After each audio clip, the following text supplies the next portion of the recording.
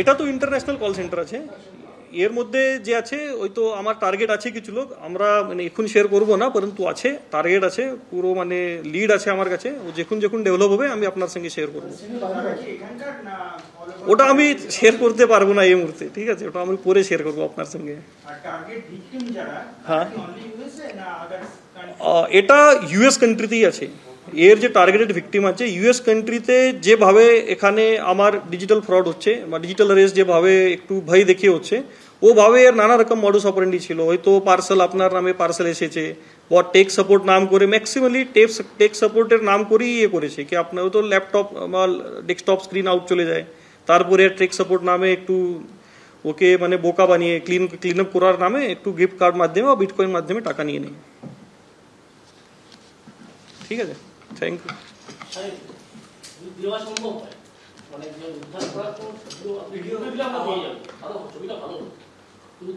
আমরা under videography করেছি, ঠিক আছে, আমরা বলছি আপনাকে, ঠিক আছে।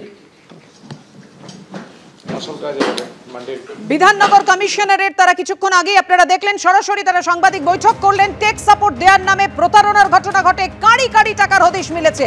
সল্টলেকের বেআইনি কল সেন্টারে বিধাননগর পুলিশ অভিযান চালায়, সেই অভিযানে 3,70,00,000 হদিশ পেয়েছেন যারা। সাংবাদিক বৈঠক করে তেমনটাই জানিয়েছেন তারা। অভিযান চালিয়ে উদ্ধার 67 লক্ষ টাকা। গতকাল ওই ভুয়ো কল সেন্টারে অভিযান চালায় বিধাননগর কমিশনারেটের পুলিশ। 500 টাকার বান্ডিল দেখতে পাচ্ছেন একেবারে সাজানো রয়েছে, এবং 500 টাকার বান্ডিল যেটা পুলিশ উদ্ধার করেছে সল্টলেকের বেআইনি কল সেন্টারে। বিধাননগর পুলিশ অভিযান চালায়, 3,70,00,000 হদিশ পেয়েছেন তারা। থরে থরে সাজানো রয়েছে 500 টাকার বান্ডিল।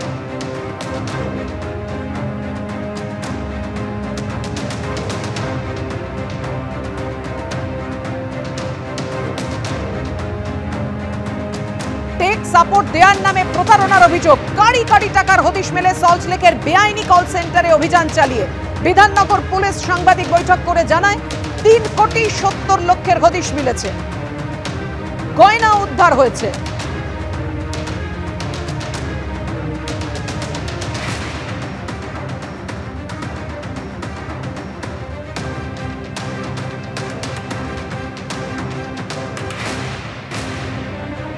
কথা বলবো, আমাদের সঙ্গে রয়েছেন আমাদের প্রতিনিধি অনির্বাণ। অনির্বাণ, বিস্তারিত জানাও, বেআইনি কল সেন্টারে একেবারে টাকার পাহাড়, যার সন্ধান পেল বিধাননগর কমিশনারে।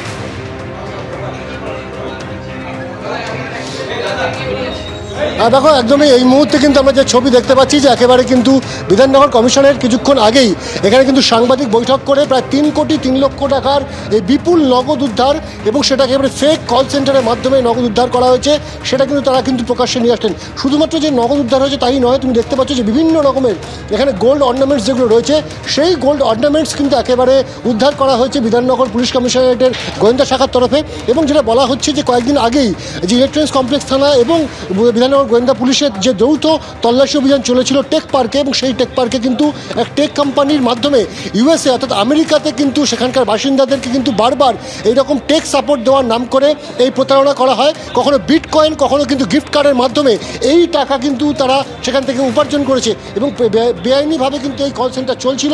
যে তদন্তে নেমে কিন্তু ইতিমধ্যে বেশ কয়েকজনকে গ্রেপ্তার করেছে পুলিশ, যদিও তদন্ত কিন্তু এখনো অনেকটাই বাকি রয়েছে বলে পুলিশের তরফে জানানো হচ্ছে। এবং তুমি দেখতে পাচ্ছ থরে থরে কিন্তু সাজানো রয়েছে একেবারে টাকার বান্ডিল, 500 টাকার বান্ডিল মূলত, এবং বিভিন্ন ধরনের কিন্তু গয়না কিন্তু রয়েছে, এবং প্রায় 200 থেকে 300 গ্রাম গয়না, যার বাজার মূল্য কিন্তু 35 থেকে 40 লক্ষ টাকা।